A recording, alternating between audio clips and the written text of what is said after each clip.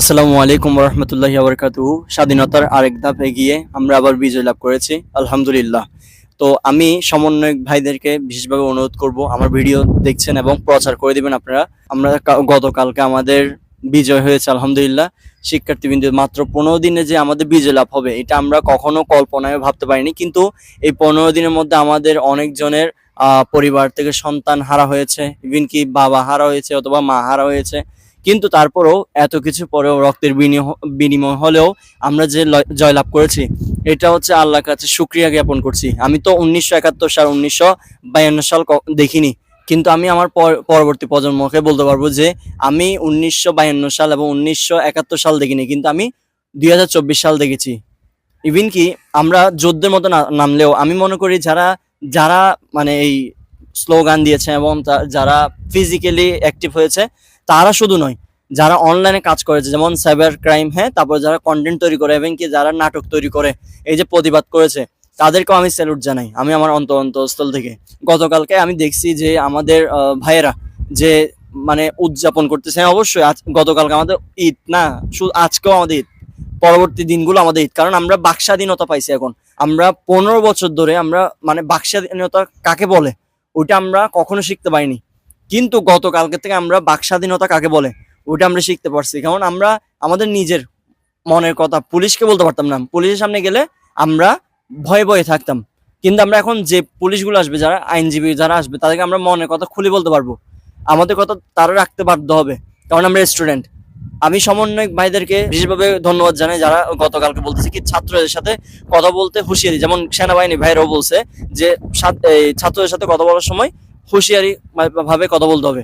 তো আরেকটা কথা হচ্ছে যে যারা গতকালকে যারা উদযাপন করছে, আমি তাদেরকেও উদযাপনে আমি স্বাগতম জানাই, কিন্তু আমরা উদযাপন করতে গিয়ে আমাদের পাশের ফ্যামিলি, যেমন মনে করি এটা হচ্ছে আমাদের বিল্ডিং, মানে জনগণের টাকায় এই যে সরকারের মানুষরা কিন্তু এটা তৈরি করছে, হ্যাঁ, এই বিল্ডিংটা জ্বালিয়ে দিচ্ছেন, ভালো কথা, আমি মানি ভাঙচুর করতেন, ভালো কথা, কিন্তু আপনি এটা ভাঙতে গিয়ে আপনি পাশের এই যে একজন মানুষের আপনি জায়গাটা নষ্ট করতেছেন এবং কি তাদের ক্ষতি করতেছেন। এটা একটু ভাবার চিন্তা আছে, কারণ আমি ফেসবুক স্ক্রল করতে করতে, টিকটক স্ক্রল করতে করতে অনেকজনে বলতেছে কি আমরা স্বাধীন বাংলাদেশ পাই নাই, স্বাধীন ভাঙ্গাদেশ পাইছি। ভাঙ্গাদেশ কারণ কেন জানো, এখন ভাঙচুর বেশি করতেছে, ঠিক আছে। এটা আরেকটা কথা হচ্ছে যে মানে সরকার, যেহেতু আমাদের সরকারের আন্ডারে, মানে প্রধানমন্ত্রীর আন্ডারে যেহেতু সবাই দায়িত্ব পালন করছে, কিন্তু যারা নিজ থেকে বলছে তাদেরকে কিন্তু ছাড় দেওয়া হবে না, ঠিক না?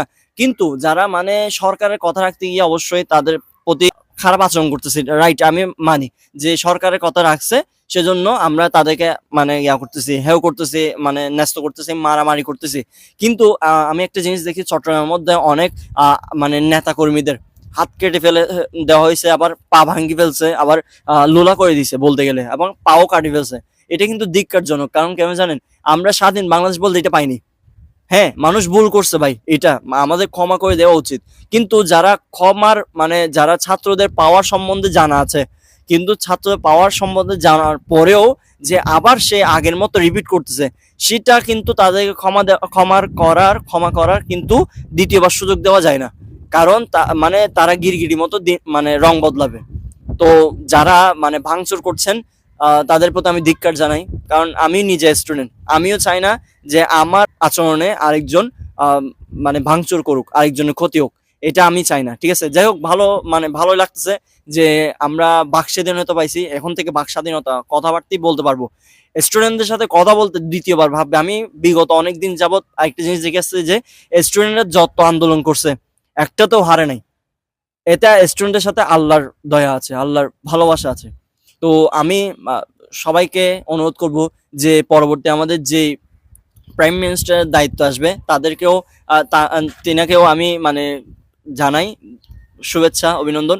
কিন্তু আমাদের দেশটা আগের তুলনায় এখন আরো বেশি ভাঙচুর হয়েছে এবং এখন বেশি নড়াচড়ে গেছে বলতে গেলে। ইভেন কি আমি গতকালকে রাত্রেও আমি একটু হাঁটি আসছি আমাদের টিম নিয়ে, কিন্তু অনেক খারাপ লাগছে যে ভাঙচুর হয়েছে, ঠিক আছে, ভালো, কিন্তু এই ভাঙচুরের কারণে একটা পথচারী মানুষের অনেক কষ্ট হইতে পারে, কারণ হাঁটা চলার মধ্যে। সেজন্য বলছি আপনারা ভাঙচুর করেন ঠিক, যারা জনগণের টাকায় মানে ফুর্তি করতো তাদেরগুলো ভাঙচুর করেন, কিন্তু যাতে আরেকজনের প্রবলেম না হয়, অন্য নাগরিকের জানে প্রবলেম না হয়, ওই দিকে দৃষ্টি আকর্ষণ রাখবেন, ঠিক আছে, ভালো থাকবেন, সুস্থ থাকবেন। আমি সৈয়দ রেজার পক্ষ থেকে সবাইকে শুভেচ্ছা জানাই। আরেকটা কথা, প্রতিটা পাড়ায় মহল্লায় যাতে স্টুডেন্টদেরকে পাওয়ার দেওয়া হোক, স্টুডেন্টদের মানে যারা শিক্ষিত, মেধার দিক দিয়ে শিক্ষিত, তাদেরকেও পাওয়ার দেওয়া হোক।